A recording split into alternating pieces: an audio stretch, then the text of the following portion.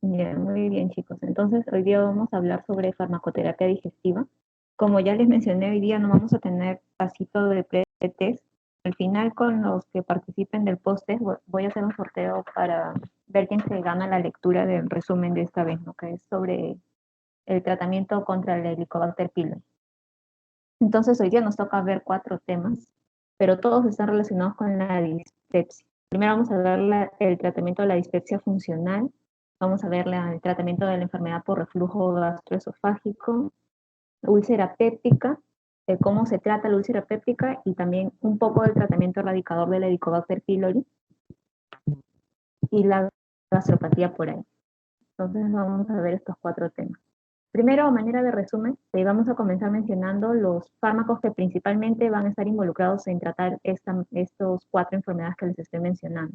Entonces vamos a comenzar con los inhibidores de bomba de protones, que por lo usual vamos a ver que más adelante en la mayoría de casos es la primera opción, forman parte de la primera línea de tratamiento. Entonces, con esta imagen quiero hacerles recordar de que la acetilcolina es la que se va a encargar de estimular o de activar a la bomba de protones, ¿no? La bomba ácida, para que haya una mayor secreción de ácido clorhídrico. Entonces, con los inhibidores de bomba de protones, lo que vamos a querer hacer es bloquear esta bomba para que ya no haya, o para que disminuya la secreción del ácido clorhídrico.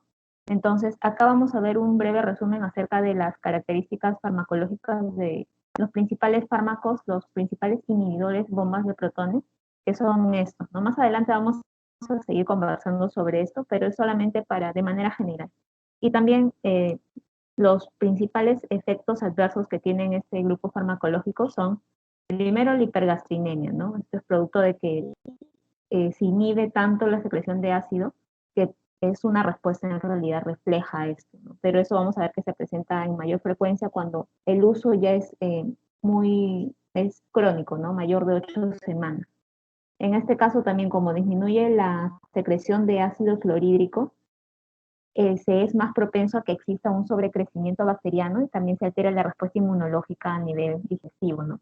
También existe cierta interacción del metabolismo con aquellos fármacos que también actúen con el citocromo P450, ¿no? También pueden existir reacciones idiosincráticas, como por ejemplo la ginecomastia. Entonces, estos son algunos casos. Y también vamos a ver el uso de los antagonistas del receptor H2, que principalmente estos van a competir de manera reversible con histamina, ¿no? Por unión de los receptores en la membrana basolateral de las células parietales. Entonces se va a bloquear esto, porque cuando se estimula este receptor, aumenta la secreción de ácido clorhídrico. Y dentro de este grupo farmacológico principalmente tenemos la que es más conocida, ¿no? La ranitidina. Pero también existe la cimetidina y la famotidina y nisatidina. Famotidina es la que se prefiere dentro de este grupo de antagonistas del receptor, porque es la que tiene menos interacción con otros grupos farmacológicos.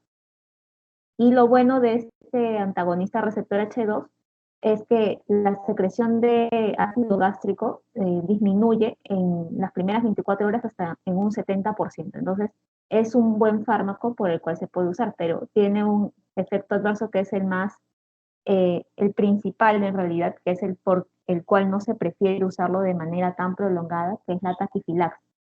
Taquifilaxia se le llama cuando luego de un periodo de 4 a 6 semanas de haber usado estos antagonistas de receptores H2, no deja de haber la respuesta que había antes a la dosis que se usaba. Entonces, amerita que se use más dosis para obtener la misma respuesta. Entonces, eso con el tiempo sucede con este grupo farmacológico, ¿no? Pero como un tratamiento de corta duración es muy bueno porque disminuye rápidamente la secreción de ácido gástrico.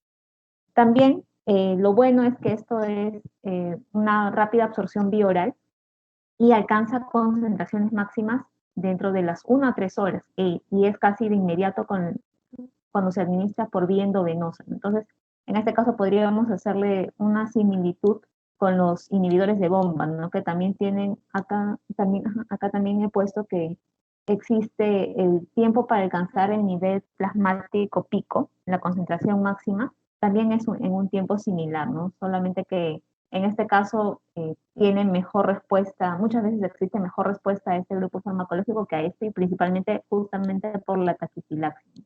También lo bueno es que no amerita de mucha unión a las proteínas para que se pueda distribuir, el metabolismo es hepático y la expresión es renal. Y por último, este grupo también vamos a estar hablando, pero principalmente estos antiácidos se usan como sintomáticos, ¿no? Más no como un tratamiento curativo, sino principalmente para tratar los síntomas de dispepsia, ¿no? Si bien es cierto, no cura, alivia mucho durante el tratamiento. En este caso tenemos a los antiácidos sistémicos, a los no sistémicos, estos son los más conocidos, el hidróxido de aluminio y el hidróxido de magnesio.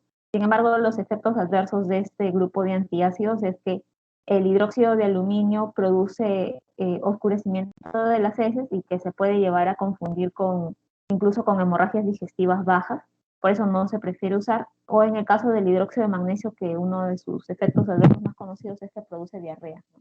Por eso muchas veces se prefiere usar estas combinaciones, ¿no? Como es el magaldrato o el alginato. Esto en cuanto a los antiácidos, que son también citoprotectores, ¿no? Entonces, en este caso vemos que son principalmente sintomáticos. Acá los bloqueadores de bomba de protones que ya hemos estado hablando, y vamos a seguir hablando sobre eso también. Los bloqueadores de receptor H2 y los anticolinérgicos ya no se usan mucho, principalmente por los efectos adversos que más van a presentar, ¿no? Que son la taquicardia, la sequedad de boca. Entonces no se prefiere tanto su uso. Entonces ahora sí vamos a comenzar hablando acerca del primer tema, que es en realidad, la dispepsia es más que una enfermedad, es un síndrome, ¿no? Porque se va a caracterizar que es de origen gastroduodenal y va a presentar síntomas. Los síntomas principales que incluye la dispepsia es el dolor o el ardor epigástrico, la pesadez postprandial y la saciedad precoz, ¿no? Entonces, todos estos síntomas, estos tres síntomas forman parte de este gran síndrome que es el síndrome dispépsico, ¿no?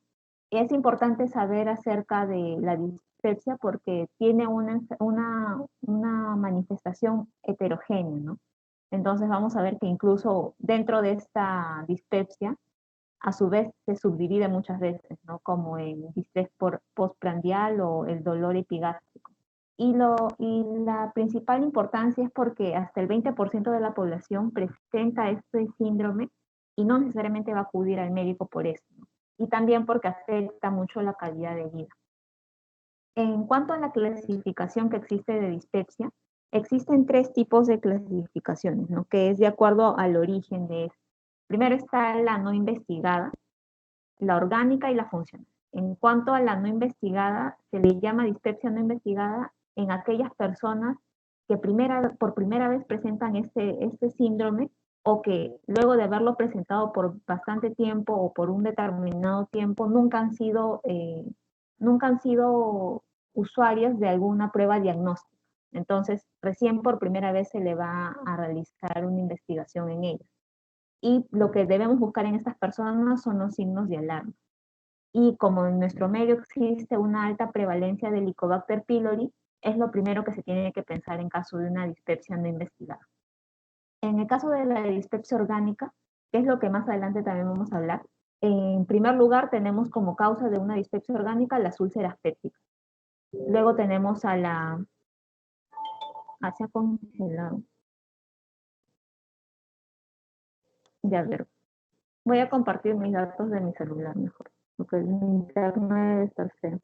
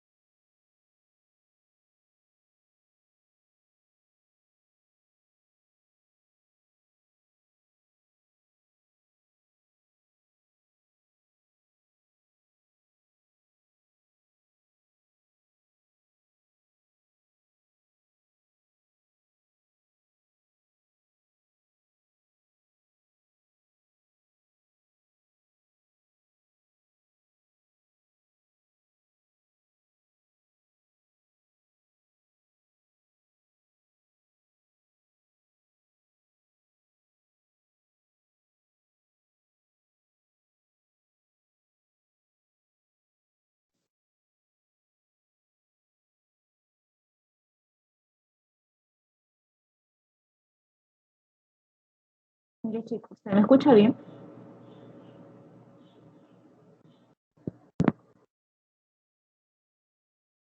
Sí, sí se escucha. Ah, ya estoy. También pueden ver mi pantalla, ¿no? Sí, ya Sí, se sí, ve. ahora sí. Mm. Entonces estaba con los datos de mi celular. Y entonces, ah, entonces nos habíamos quedado en esta parte. Bueno, si hasta acá se vio, esta parte, en esto estábamos hablando acerca de los antagonistas de H2, del receptor H2, que principalmente son estos, ¿no? Que ya les estaba mencionando. La cimetidina, ranitidina, famotidina y nisatidina, ¿no? Dentro de estos, la famotidina es la que menos efectos o menos reacción tiene con otros grupos farmacológicos, ¿no? Y se van a encargar de suprimir principalmente la secreción de ácido gástrico hasta el 70% en las primeras 24 horas, ¿no? Y ya habíamos hablado de que su principal desventaja es que presenta taquifilaxis. Luego vamos a ver acerca de los antiácidos. Ya habíamos estado conversando que existen los sistémicos, los no sistémicos y las combinaciones. Dentro de los antiácidos no sistémicos, lo malo es que estos presentan efectos adversos, ¿no? Que este oscurece las heces, el hidróxido de aluminio y el hidróxido de magnesio produce diarrea. Entonces, por eso muchas veces se prefiere usar este, ¿no? El malvaldrato y el alginato. Y esto era un resumen de lo que estábamos conversando. En caso de los anticolinérgicos ya no se usa mucho por los efectos adversos, ¿no? Principalmente la taquicardia y la serostomía. Entonces, ahora sí vamos a hablar acerca de la dispepsia. Ya habíamos hablado que tiene principalmente un origen gastroduodenal y que es más un síndrome que una enfermedad en sí. Estábamos acá, que ya habíamos hablado de la no investigada, ahora estamos viendo acerca de la dispepsia orgánica, cuya principal causa de esta es la úlcera péptica. Le sigue la enfermedad por reflujo gastroesofágico, también origen medicamentoso muchas veces, y las neoplasias malignas. Luego tenemos a la dispepsia funcional, que es en realidad dentro de este grupo de dispepsias es la más frecuente. Y la dispepsia funcional le llamamos así porque por imágenes o por pruebas diagnósticas no se ha encontrado una causa aparente. Muchas veces en realidad suele ser secuela ya de las dispepsias orgánicas. En el caso cuando es por infección por Helicobacter pylori, una vez que se supera esto, muchas veces quedan con dispepsia funcional. Entonces vamos a ver que principalmente funcional es por el origen psicógeno que tiene. Y en realidad incluso no se ha determinado una causa fisiopatológica exacta de la dispepsia funcional. Entonces por eso muchas veces vamos a ver que incluso se trata hasta con antidepresivos, ¿no? En este caso nos vamos a centrar, ahorita de lo que vamos a hablar, nos vamos a centrar en la dispepsia no investigada y también en la dispepsia funcional. Ya en la dispepsia orgánica más adelante vamos a hablar sobre las úlceras pépticas y sobre la enfermedad por reflujo gastroesofágico. También sobre la gastropatía por AINES vamos a seguir hablando en cuanto a las dispepsias orgánicas.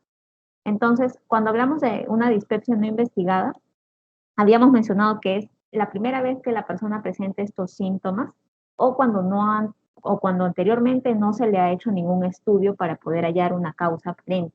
Entonces, cuando nos hablen de esto o cuando ven una persona así, lo primero que se tiene que hacer es buscar los síntomas de alarma, ¿no? Es decir, pensando en algo maligno.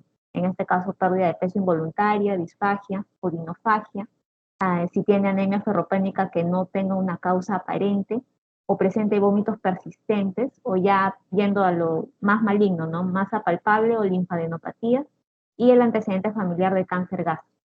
Entonces, en estos casos, si presentara signos de alarma, amerita de frente a realizar una endoscopía.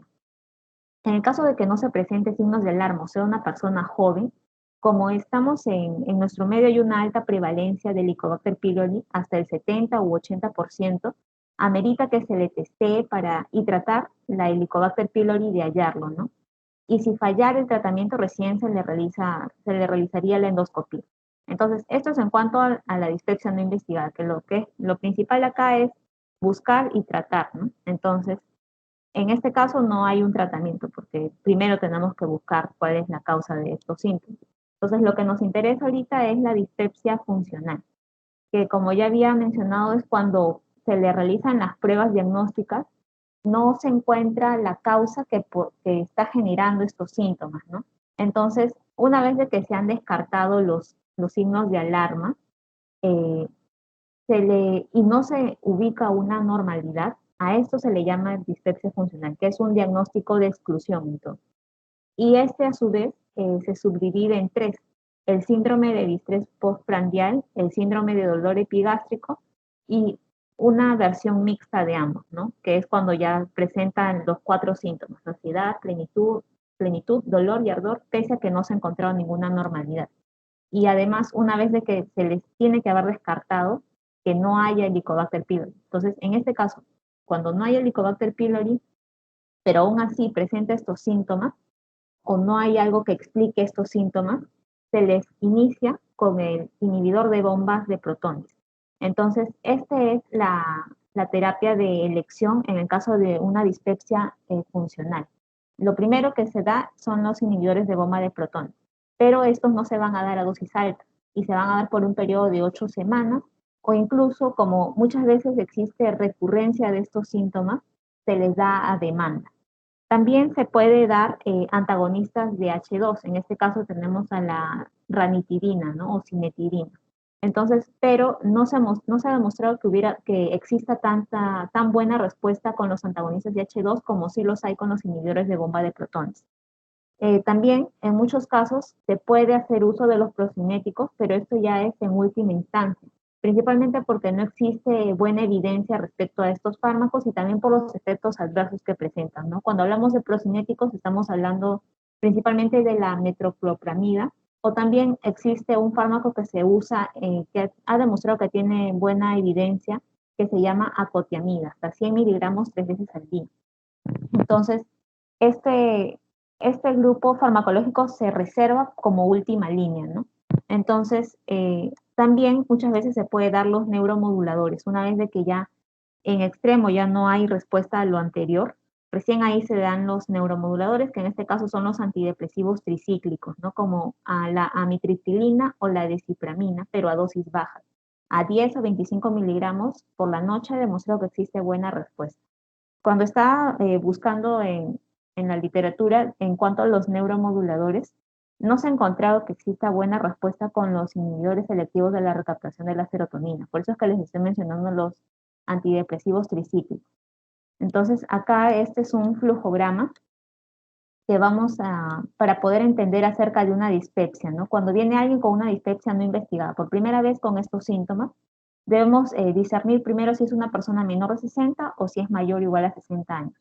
Si es mayor o igual a 60 años, como ya sabemos por producto también de la edad, lo primero que uno debería pensar que se trata de algo maligno, entonces hay que investigarlo de arranque, ¿no? Entonces, por eso a ellos ni siquiera amerita buscar si hay o no signos de alarma, sino amerita necesariamente que se examine mediante una endoscopía para poder detectar cuál es la causa de esta dispepsia en una persona mayor de 60 años. Pero si fuera menor, debemos buscar los signos de alarma que ya les mencioné, que son estos, ¿no? La pérdida de peso involuntaria, disfagia, dinofagia, alguna anemia inexplicada o vómitos persistentes, ¿no? Y ya si hubiera masa o historia familiar de cáncer gástrico en primer grado también, ¿no? Entonces, en este caso, una vez de que se ha investigado y no se ha encontrado ninguna causa o ninguna normalidad que explique estos síntomas, ya como descarte estamos hablando de una dispepsia funcional.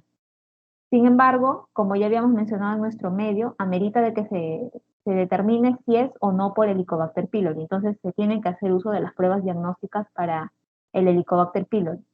En este caso, más adelante vamos a hablar sobre eso, que podría ser el test de la ureasa, ¿no? O también antígenos en heces, aunque dicen que no es muy usado. Pero bueno, en caso de que se descarte esto, una vez que no se ha determinado que existe Helicobacter pylori, infección por Helicobacter pylori, entonces ya estamos frente a una dispepsia funcional. En este caso, como ya les estaba mencionando, debemos hacer uso de la primera línea, que es inhibidores de bomba de protones, pero no a dosis alta, hasta por 8 semanas. Luego se le vuelve a examinar y en caso de que persistieran los síntomas pese a que se le ha administrado el inhibidor de bomba de protones, en este caso se le tiene que descontinuar. No se le puede seguir dando porque los inhibidores de bomba de protones, el principal problema es que además de presentar la ginecomastia, también se presenta, ¿no? También el déficit de vitamina D12 o una reacción adversa, que es la hipergastrinemia, ¿no?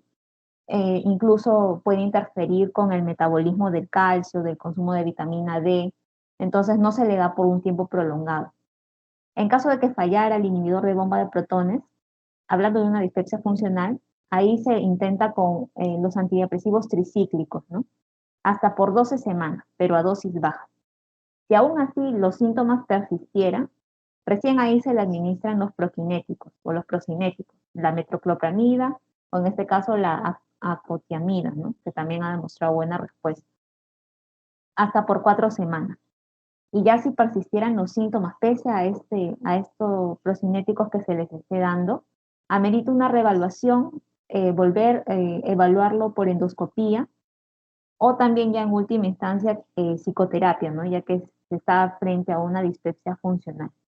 Entonces, esto es el tratamiento de la dispepsia funcional, que muchas veces, como es producto también de la consecuencia de haber tenido o haber estado infectado por Helicobacter pylori, ¿no? Una vez de que se erradica esto, queda con esto, muchas veces, ¿no? Entonces, la primera línea en este caso es inhibidor de bomba de protones.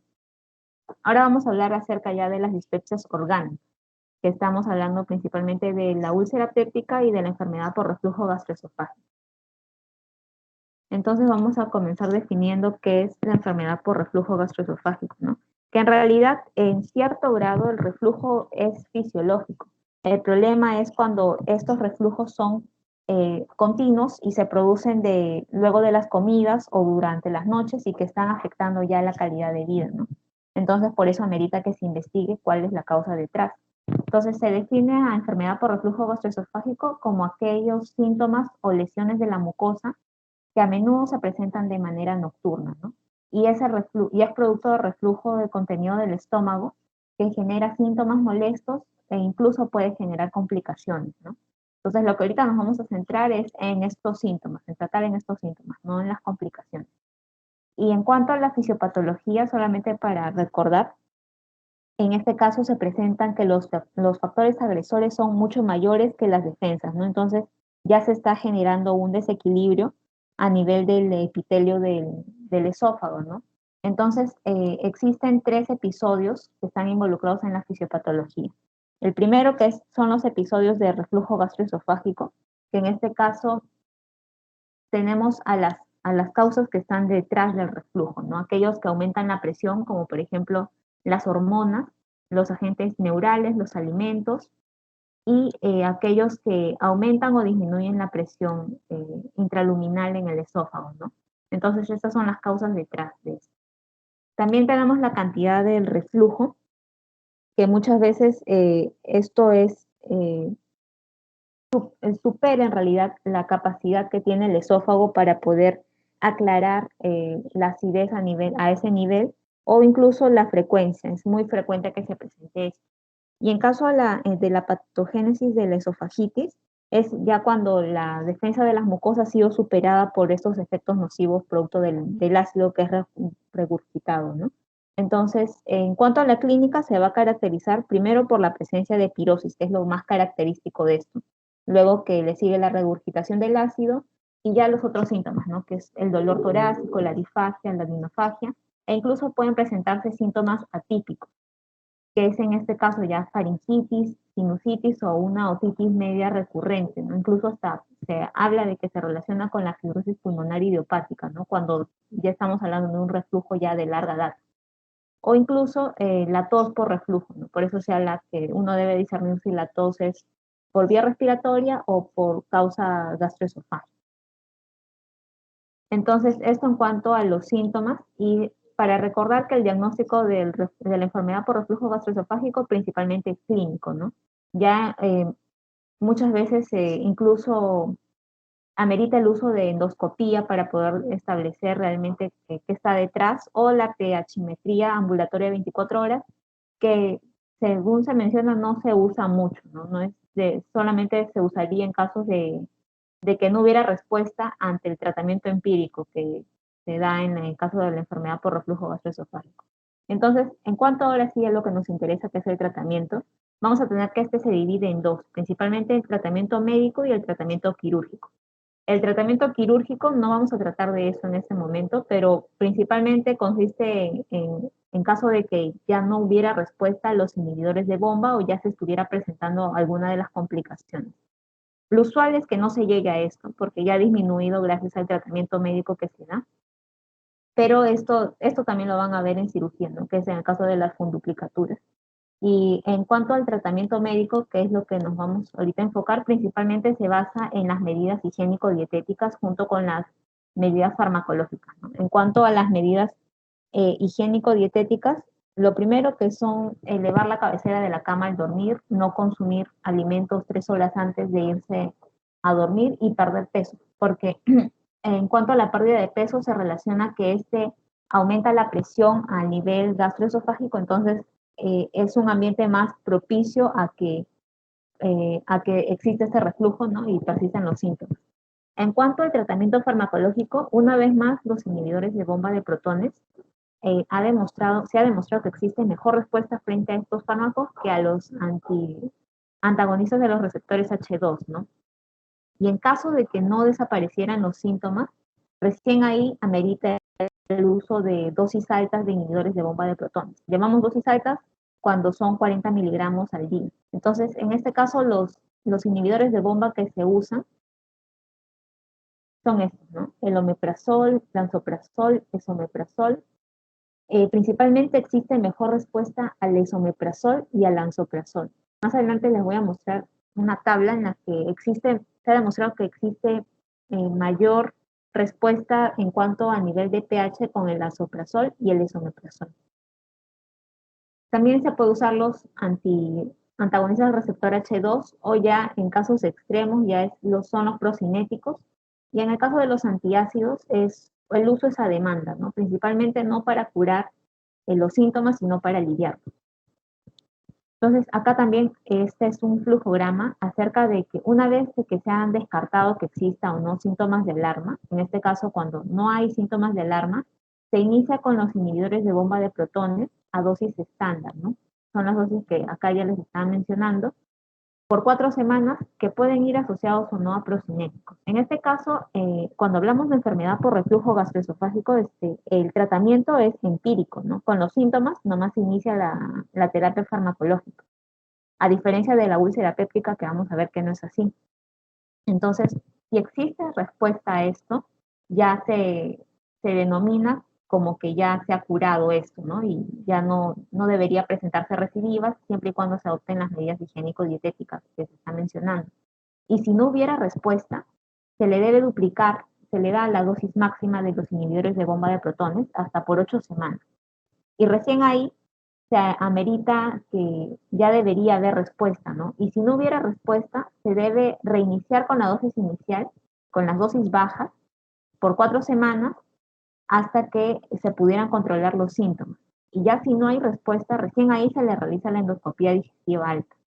Entonces, así se maneja la enfermedad por reflujo gastroesofágico. Entonces, principalmente, no hace falta que se diagnostique, solamente con el manejo clínico, con el diagnóstico clínico, no hace falta, mejor dicho, que se use exámenes auxiliares para poder iniciar un tratamiento para la enfermedad por reflujo gastroesofágico, ¿no? Entonces, esto es en cuanto a esto. Y ahora vamos a ver la otra causa de dispepsia orgánica, que es la úlcera péptica, ¿no? Entonces, este tema es un poco más grande, incluso se les ha incluido una lectura acerca del tratamiento erradicador del Helicobacter pylori, ¿no?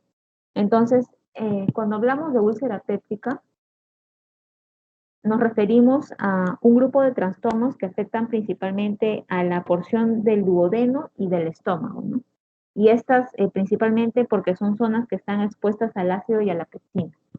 Dentro de las causas, hablando de frecuencias ya dentro de las úlceras pépticas, la zona que más frecuentemente se afecta es la primera porción duodenal. Es decir, las úlceras duodenales son más frecuentes que las úlceras gástricas, ¿no? Y estas son las que más suelen sangrar, ¿no? Son las que más presentan complicaciones. Y dentro de la úlcera duodenal, la causa más frecuente, la causa que está detrás con mayor frecuencia es la infección por Helicobacter pylori. Pero en realidad es dentro de ambas, ¿no? El Helicobacter pylori es la causa más frecuente de ambas, tanto de la úlcera duodenal como la úlcera gástrica. Pero dentro de estas dos, la más frecuente es la úlcera duodenal. Le sigue, en segundo lugar, está el uso de AINE, ¿no? Que es el siguiente tema que vamos a hablar. Otras causas también que están detrás de estas úlceras son el gastrinoma o el tabaquismo también, que son causas que son principalmente gastrolesivas, ¿no? Entonces, ahorita nos vamos a centrar en el caso del tratamiento médico de la úlcera péptica en general. Luego vamos a ver acerca del tratamiento ya específico del erradicador del Helicobacter pylori. Entonces, dentro del tratamiento médico de las úlceras pépticas, primero tenemos a los antiácidos, que son, como ya les estaba mencionando, son la primera línea y son útiles principalmente porque van a aliviar el dolor, ¿no? Y también, de cierta manera, son un tratamiento sintomático. Este grupo farmacológico de los antiácidos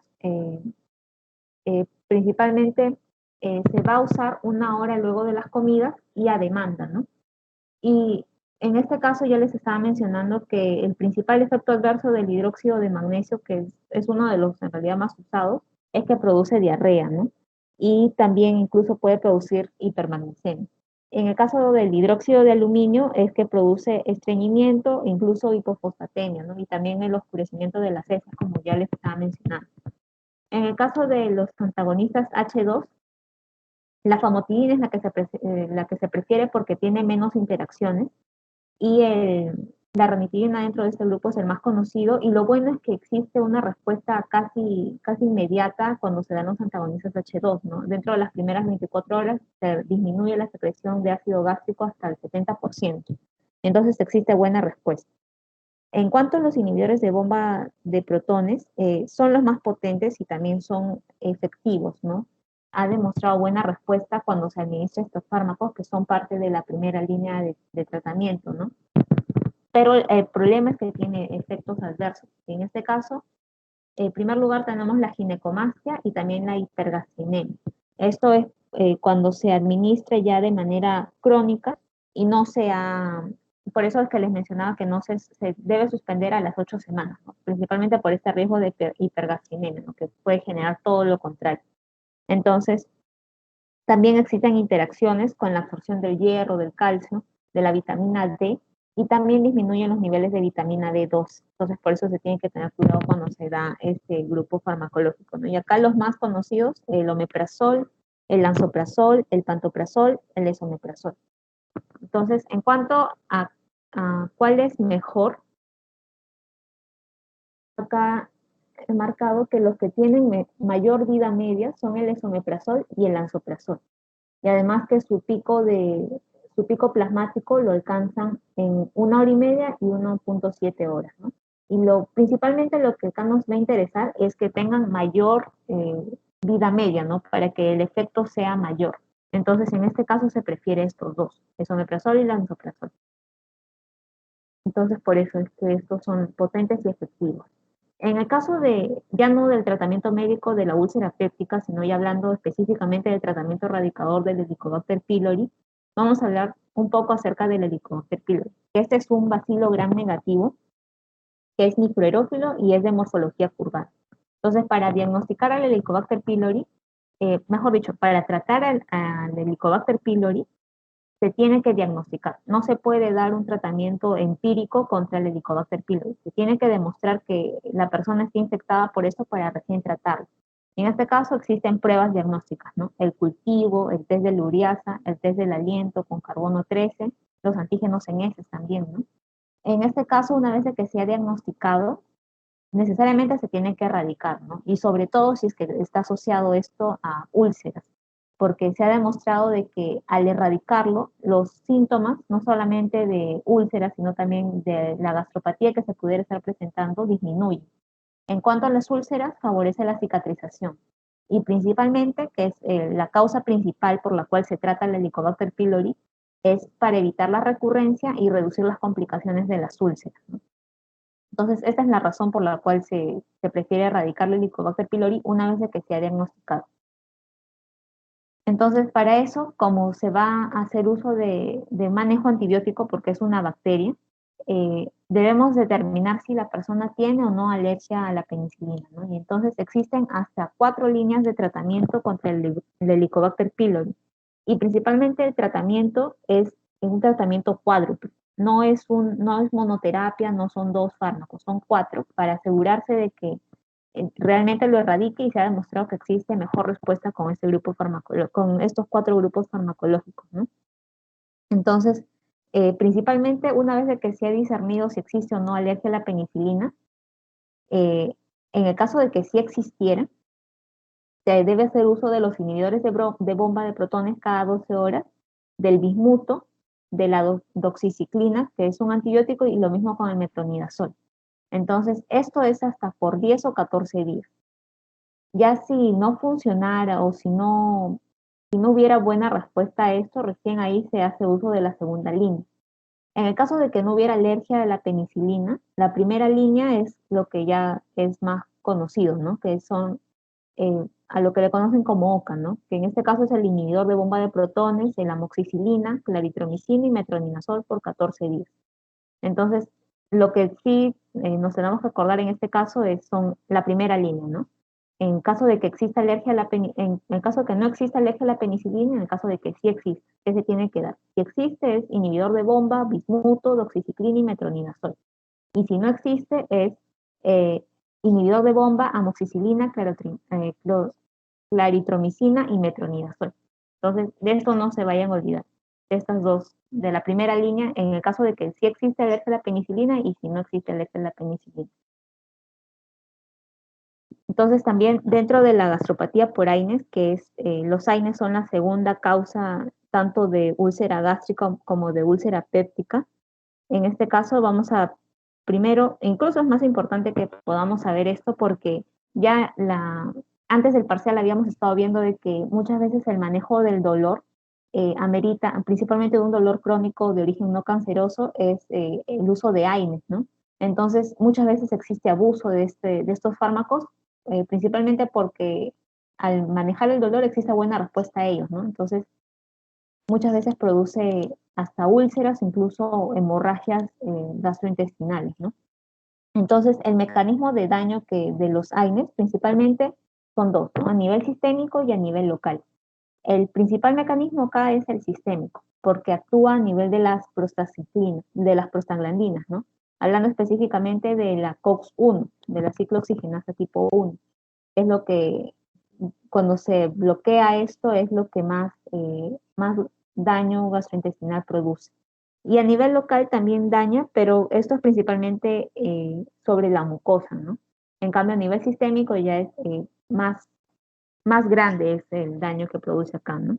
Entonces, ese es el principal mecanismo de daño que se produce y también principalmente porque la COX-1 está más vinculado con la secreción de mucosa a nivel del estómago, del intestino, ¿no? Incluso eh, a nivel plaquetario también está involucrado.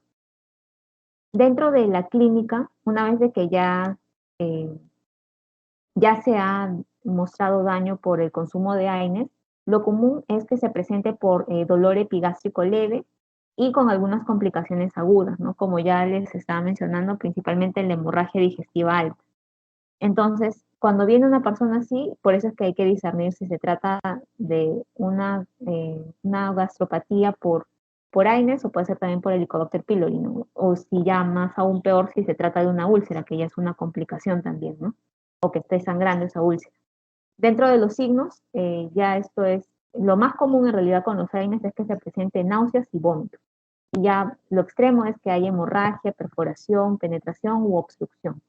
Dentro de los síntomas que se presentan es el dolor abdominal, la acidez estomacal, los síntomas de dispepsia, ¿no? Los eructos, el hinchazón con el dolor, náuseas, vómitos y anorexia, que pueden ser estacionales, ¿no? Principalmente cuando se consumen los AINES, ¿no? Ya se presentan estos síntomas o ya cuando viene de manera crónica.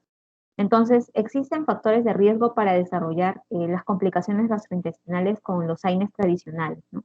Los AINES tradicionales son los que van a inhibir de manera no selectiva tanto al COX-1 como al COX-2. Entonces, a estos se les llaman los AINES tradicionales. Y de acuerdo a su importancia, lo primero que tenemos que fijarnos es que existe una historia previa de enfermedad ulcerosa complicada, ¿no? Que en el pasado haya tenido hemorragia o perforación, que de hecho es el factor de riesgo más importante, o que use de manera concomitante anticoagulantes, ¿no? Que por sí mismos no sean ulcerogénicos. Entonces, en este caso son más propensos incluso a que haya hemorragia. En este caso tenemos al clopidogrel también, ¿no? Y ya o hablando que exista un uso concomitante con varios AINES. En este caso estamos incluyendo a la aspirina, ¿no? A dosis baja. Como sabemos, existen personas que usan de manera profiláctica por indicación médica la aspirina. Entonces, en estos casos, y si además, por ejemplo, presentar un problema de artrosis y consume AINES, también existe un mayor riesgo, ¿no? Para que exista un sangrado gastrointestinal o alguna complicación. Si hay historia previa de enfermedad ulcerosa no complicada también, que haya tenido en el pasado úlcera, pero que nunca se le complicó, ya es un factor de riesgo para complicaciones gastrointestinales, ¿no? Y que sea también una persona mayor de 60 años ya es un factor de riesgo y es el más frecuente, de hecho. El más importante es que exista una historia previa de enfermedad ulcerosa o que exista infección por Helicobacter o alguna enfermedad concomitante grave, principalmente complicaciones cardiovasculares o enfermedades cardiovasculares o enfermedades renales, también los hace más propenso, y que use en muchas ocasiones de manera concomitante corticosteroides a dosis altas, ¿no?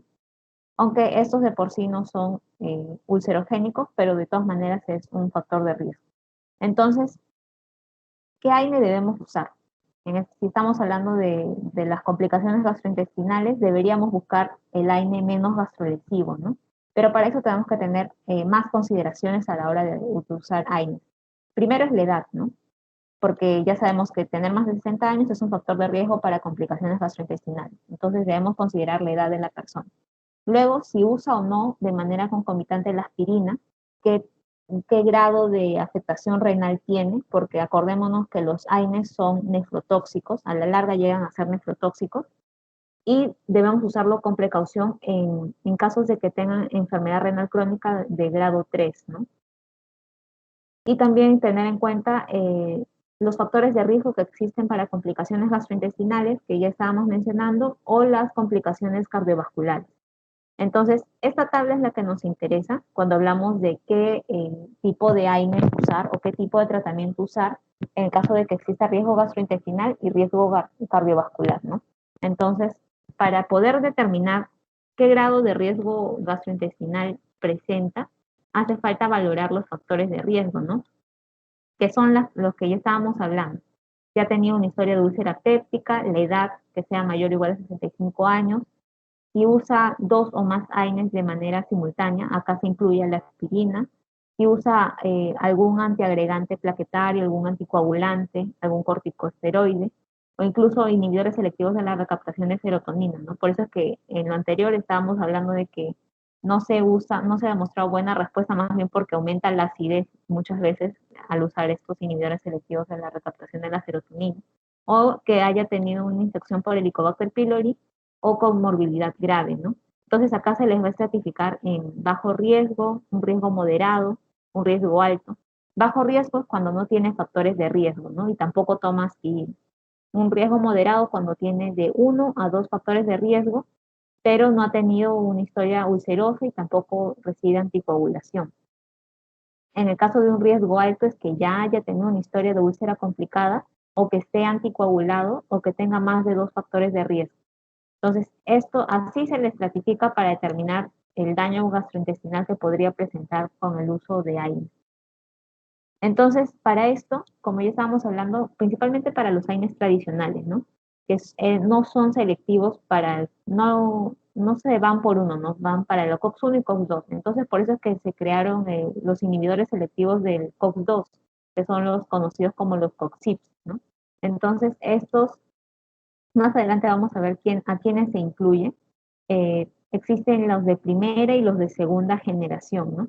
Y esto principalmente se crearon para, en caso de las personas que tenían alto riesgo de sufrir complicaciones gastrointestinales. Pero el problema con estos COX-CIPs es que se ha demostrado que muchas veces existen eventos trombóticos cuando se usan, pero principalmente en personas que tienen antecedentes de enfermedades cardiovasculares o de hipertensión arterial que no esté controlada. Entonces, solamente en estos casos se tiene que tener en consideración o se tiene que tener cuidado al administrar los inhibidores selectivos de la COX-2. Entonces, en casos de enfermedad cardiovascular o hipertensión arterial no controlada. Pero también tenemos que recordarnos acerca de los AINES tradicionales, ¿no? Tenemos que saber diferenciar qué AINES tienen más riesgo que otros para generar gastrolesión, ¿no? Entonces, esto sí es necesario que se acuerden. Los AINES tradicionales que tienen bajo riesgo son estos tres, ¿no? El aceclofenaco, el diclofenaco y el ibuprofeno. Estos son los AINES tradicionales con bajo riesgo de gastrolesión. Mientras que los que tienen alto riesgo o que son los altamente gastrolesivos son el piroxicam y el ketorolaco. De estos se acuerdan. Entonces, los que tienen alto riesgo de presentar gastrolesión son el piroxicam y ketorolaco. Esto no se le daría a una persona que sabemos que tiene un alto riesgo o que tiene un antecedente de úlcera o que ha tenido antes hemorragia digestiva alta, ¿no? Entonces, estos fármacos porque son altamente gastrolesivos. En cuanto al daño cardiovascular, que es lo otro que también tenemos que valorar a la hora de administrar los AINES, es el riesgo que tiene de daño cardiovascular, ¿no? Si es una persona de bajo riesgo o de alto riesgo. Y en este caso se puede hacer uso del sistema SCORE, del que ya estábamos hablando que se usa para valorar la hipertensión arterial, ¿no? Que incluso existe una calculadora para poder determinar qué tanto daño pudieran presentar a nivel cardiovascular, ¿no?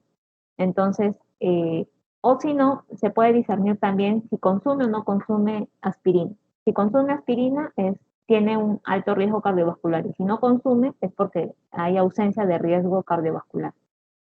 En este caso, tenemos que también acordarnos qué AINES son cardiotóxicos. Dentro de los AINES tradicionales más cardiotóxicos, ahí tenemos al diclofenaco. Entonces, si bien es cierto, tiene un bajo riesgo gastrointestinal, es altamente cardiotóxico. Entonces, eso también tenemos que acordar. Dentro de los AINES más seguros a nivel cardiovascular, tenemos al naproxeno y al ibuprofeno. Por eso es que muchas veces, cuando estaba revisando, encontré de que muchas veces no existe un consenso de qué AINE es mejor que el otro, ¿no? Pero en UpToDate decía de que dentro de todo lo que se menciona, el mejor AINE tradicional, el que sería el mejor AINE tradicional es el ibuprofeno, ¿no? Y ahora que estaba revisando, armando esto, la diapositiva, sí, pues me di cuenta, ¿no? Porque es bajo riesgo gastrointestinal y es el más seguro dentro de los cardiovasculares, ¿no? Pero igual hay que usarlo con precaución porque muchas veces el ibuprofeno se ha demostrado que en casos de personas que toman aspirina, como que ahí, junto con el naproxeno, disminuye más bien la efectividad de la aspirina. Entonces, ahí también hay que tener cuidado. En este caso, entonces, una vez de que se ha determinado el riesgo gastrointestinal que presenta la persona y el riesgo cardiovascular, se tiene que hacer esto, ¿no? En caso de que presente un bajo riesgo gastrointestinal o no haya un riesgo cardiovascular, lo que se va a tener, ahí sí no hay ningún problema a la hora de administrar algún AINE tradicional, ¿no? En el caso de que sí presentara alguno, hasta dos factores de riesgo gastrointestinales, pero no tuviera un riesgo cardiovascular, ahí sí se tienen que usar con precaución los AINES tradicionales, pero pueden ir asociados a los inhibidores de bomba, ¿no? O también se puede usar los COXIP, ya que como no tienen un alto riesgo cardiovascular, no habría ningún problema a la hora de administrar. Pero si la persona tuviera un antecedente de úlcera péptica complicada o ya ha tenido una historia de hemorragia o tiene más de dos factores de riesgo gastrointestinales, ahí sí se le tiene que administrar el COXIP junto con los inhibidores de bomba. Y en el caso de que no tuviera un riesgo cardiovascular, ¿no? Y además hay que erradicar de haber el Helicobacter pylori. Dentro de que si tuviera un alto riesgo cardiovascular, y tuviera un bajo riesgo gastrointestinal, ahí sí se prefiere el naproxeno, ¿no? Porque ya habíamos mencionado que hablando de una persona que tiene un alto riesgo cardiovascular, pero no tiene un alto riesgo gastrointestinal, dentro de los más seguros cardiovasculares o es naproxeno o es ibuprofeno. Entonces, en este caso, naproxeno. Dentro de riesgo gastrointestinal moderado y un alto riesgo cardiovascular, ahí sí es naproxeno asociado con inhibidor de bomba. Y dentro del grupo de que ya estuviera un alto riesgo gastrointestinal y un alto riesgo cardiovascular, ahí sí ya no se debe administrar ni un AINE tradicional ni un COXIP. Más bien ahí sí haría falta de que se buscara otro tipo de tratamiento analgésico, ¿no? Muchas veces se menciona que se prefiere usar el paracetamol en estos casos, o si no, el COXIP, pero con precaución y junto con el inhibidor de bomba, ¿no? En caso de que ya sea altamente necesario usar un antiinflamatorio. O también el naproxeno asociado a un inhibidor de bomba. Y esto es lo que les quería mostrar porque acá está el riesgo relativo que existe de complicación gastrointestinal, de hemorragia digestiva alta e incluso las complicaciones cardiovasculares que pudieran haber, ¿no? También las complicaciones renales. Entonces, dentro de esto, dentro de las complicaciones gastrointestinales, ya estábamos hablando de que el que más lo presenta es el ketorolaco, ¿no? Junto con el piroxicam. Dentro de las hemorragias digestivas altas, también está el ketorolaco, ¿no? El que más riesgo tiene de causar hemorragia digestiva alta. Y dentro de los infartos de miocardio, ahí sí, los COXIP, ¿no? Y también, en este caso, el ibuprofeno, ¿no? También. En el caso de muerte cardiovascular o de ictus, también tenemos en este caso a los COXIP, siempre y cuando se presenten factores de riesgo cardiovascular, ¿no? Y en cuanto a disfunción renal, que no hemos mencionado, pero eso se hace guiándose por la tasa de filtración glomerular y determinando a qué clasificación de enfermedad renal crónica pertenece. El que se relaciona con el más riesgo es el sofecoxib y el sulindac.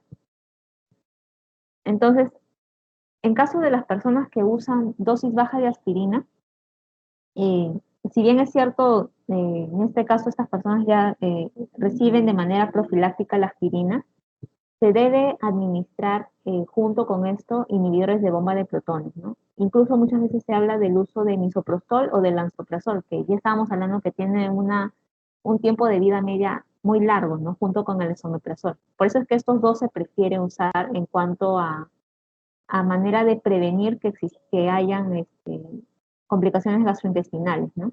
Si bien es cierto, no todos los inhibidores de bomba han recibido aprobación de la FDA, es probable que todos tengan una eficacia similar.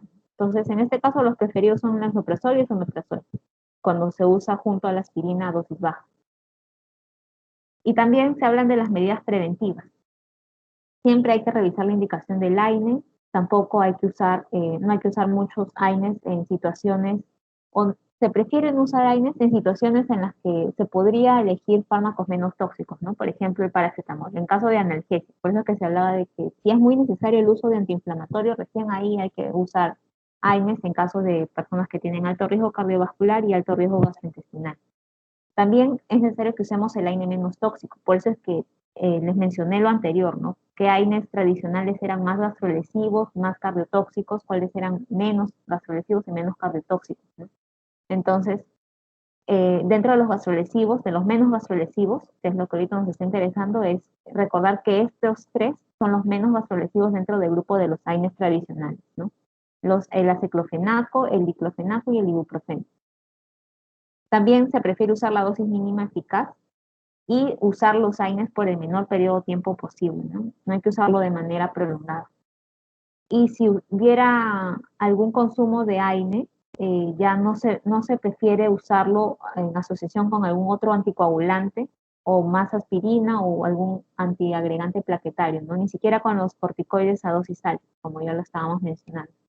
Y por eso es que siempre amerita una evaluación individualizada del perfil de riesgo gastrointestinal y cardiovascular.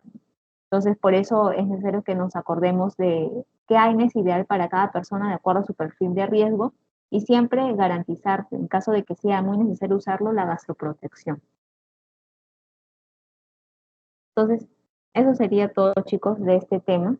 Al final, con los que den el post-test, vamos a hacer un sorteo de la lectura, ¿no? Durante la semana les estaré haciendo llegar la lectura al que gane del sorteo. No sé si tienen alguna pregunta.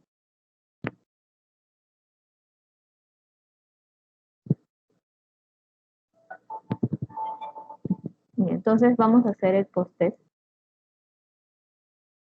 Les voy a compartir por el chat de acá el link.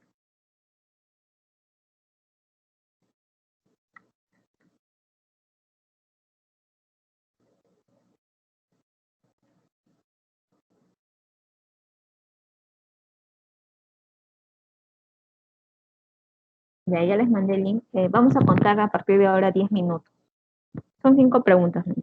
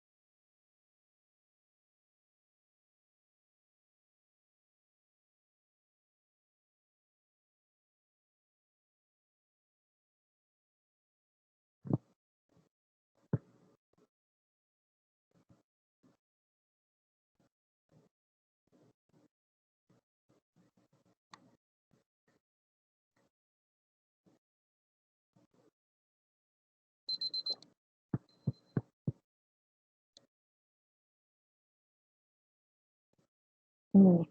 Entonces vamos a revisar las preguntas. La primera pregunta era sobre el tratamiento de la Helicobacter pylori, ¿no? Entonces acá el tratamiento más conveniente sería en caso de una persona que tiene alergia a los betalactámicos o la penicilina, sería el inhibidor de bomba, en este caso que es el pantoprazol, junto con el bismuto, la doxiciclina y el metronidazol. Eso ya habíamos estado viendo. Es este, ¿no? El inhibidor de bomba, bismuto, doxiciclina y metronidazol por 10 a 14 días. Entonces, esta era la respuesta correcta. En caso de estos, si es cierto tiene el inhibidor de bomba, estos dos grupos, los aminoglicósidos, no los estaba considerando como parte de la primera línea, ¿no? Dentro de la tabla tampoco no está. Estos dos también son distractores, ¿no? Y acuérdense que siempre preferimos la terapia cuádruple, no ni monoterapia ni la doble terapia, sino la cuádruple. En el caso del AINE más gastrolesivo, habíamos mencionado que era el ketorolaco o el piroxicam. En este caso, dentro de las alternativas, tenemos el ketorolaco. Los otros tres que había incluido, el ibuprofeno, el diclofenaco y el aciclofenaco, son menos gastrolesivos dentro del grupo de los AINES tradicionales. De esto no se vayan a olvidar. Dentro de estas alternativas, el más gastrolesivo era el ketorolaco. Acá el AINE más cardiotóxico es el diclofenaco, ese sí está bien, ¿no?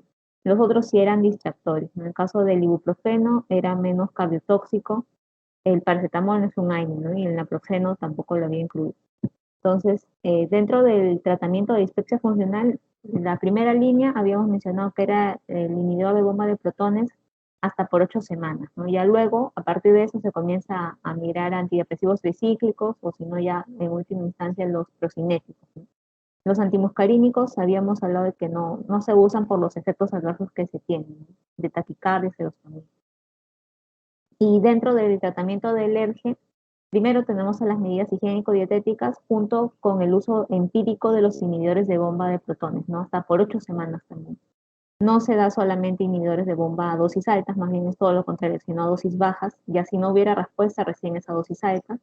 Los antiácidos no son la única, no son la única terapia del ERGE, ¿no? Sino que son parte del tratamiento, pero como sintomáticos. Y los antisecretores, no, porque se ha demostrado que existe mejor respuesta a los inhibidores de bomba, y si hubiera sido parte de la alternativa, hubiéramos incluido también las medidas higiénico-dietéticas. Entonces, esto sería todo en cuanto a las preguntas, chicos. Ya si tienen alguna pregunta, me la hacen saber. Cuídense, nos vemos la próxima semana. Gracias, Lina. Hasta luego.